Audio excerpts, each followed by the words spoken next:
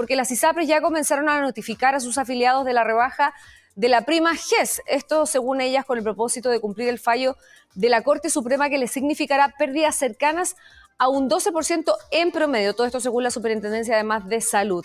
Para hablar sobre este tema nos acompaña el doctor Rodrigo Julio, presidente de la Federación Médica de Chile. ¿Qué tal, doctor? Muchas gracias por estar con nosotros y por esperarnos además todas las pautas que tuvimos en directo hoy día esta mañana. No hay problema, Cristina. Doctor, muchas gracias por la invitación. Muchas gracias a usted. Se habla de un efecto en cadena respecto de la crisis que están viviendo las ISAPRES. Lo vamos a poner en esos términos porque desde el sector hablan de crisis, hablan de un efecto sumamente grave en el entendido que a partir de los 2 fallos de la Corte Suprema el sistema podría colapsar, podría caer.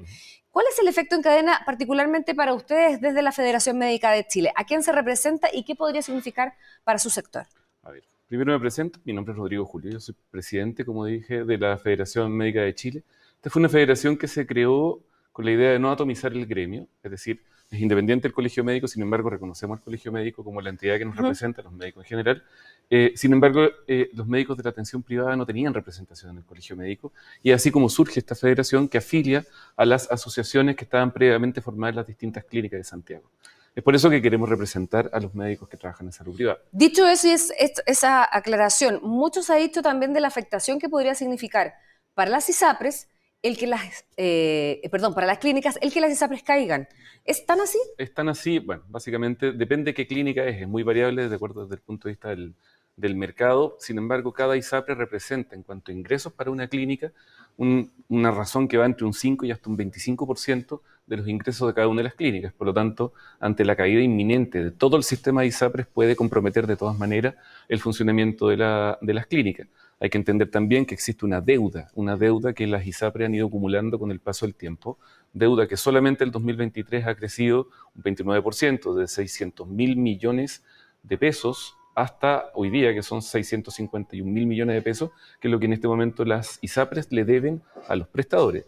Y eso que no compromete toda la cadena de pago, porque recién, una vez que el paciente se va de alta y la ISAPRE emite la factura por el cobro de la prestación en particular, recién ahí se activan los copagos y los seguros complementarios.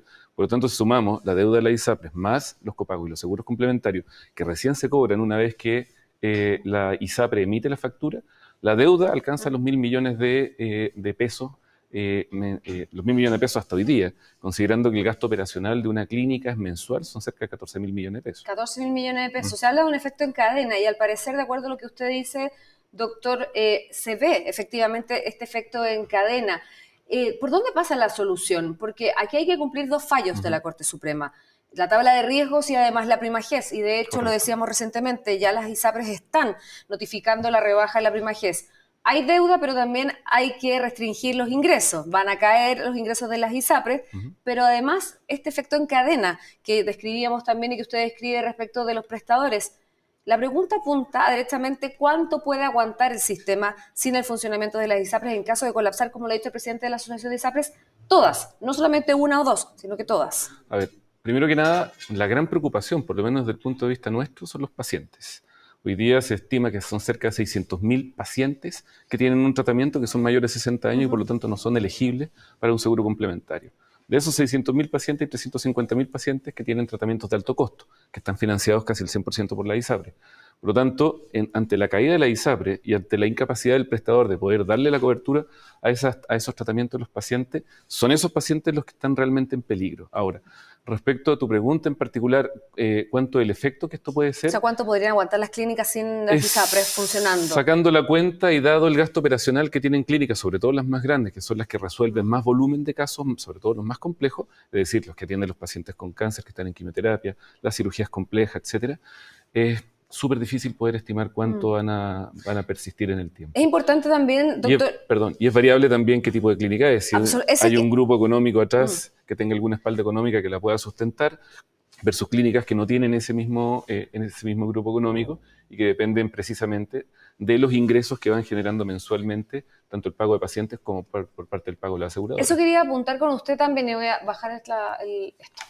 Lo que quería apuntar con usted, porque en definitiva cuando hablamos de clínicas, muchas personas creen que solamente estamos hablando de las grandes clínicas. Hablemos con nombre y apellido. Alemana, de los Andes, la de Las Condes, pero en Dice. definitiva aquí también en regiones hay clínicas que son más pequeñas y que también están viviendo este problema, que tienen a las ISAPRES no pagándole lo que corresponde por prestaciones, y esas sí que están en juego también, ¿no? Todas. Y eso en definitiva podría significar un problema también para el sistema general de salud. O sea, sí. Ahora hay que ver también cuál es el modelo de negocio de cada una de estas clínicas, porque también son variables los modelos que juegan entre ellos. Muchas clínicas tienen un porcentaje importante de pacientes FONASA que se atienden en esas clínicas y tienen un porcentaje menor de pacientes ISAPRE. Sin embargo, los ingresos que generan los pacientes ISAPRE son los que finalmente generan utilidad de esas clínicas para poder mantenerlas funcionando. Muchas veces lo que aporta FONASA mantiene para las camas, mantiene algunos sueldos pagados, pero el porcentaje que genera la ISAPRE mantiene el gasto operacional completo de la clínica, y eso es lo que se puede ver en compromiso. O sea, las clínicas dependen prácticamente de lo que les pagan las ISAPRES. En parte, por supuesto que sí. Sobre todo las clínicas más grandes. Y otra cosa que hemos visto ya que se están cerrando algunos centros. Esto debería comenzar a replicarse prontamente en otros lugares, en otras regiones, en otras ISAPRES también que están cerrando algunos de sus centros. No sé, Colmena, por ejemplo, cerró uno del deporte.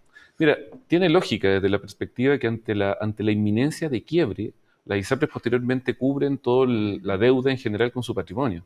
Por lo tanto, si empiezan a reducir su patrimonio, también empieza a reducirse cuando es el pago de los pacientes.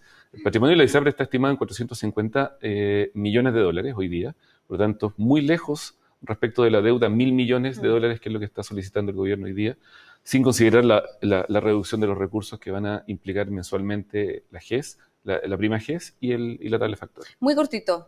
¿Usted cree que es viable que hagan un aumento de capital las ISAPRES como le pidieron de la Superintendencia de Salud? Yo lo veo muy difícil. Es como pedirle un regalo al viejito Pascuero, sinceramente. Porque obviamente si hay una situación de incertidumbre y de deuda, yo no sé qué grupo económico va a poder hacer un aumento de capital.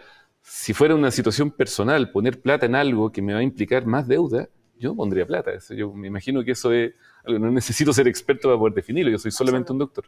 Doctor Rodrigo Julio, muchas gracias, presidente de la Federación Médica de Chile. Muy amable por haber venido al estudio de 13 Digital. Que tenga excelente día, muy amable. Gracias.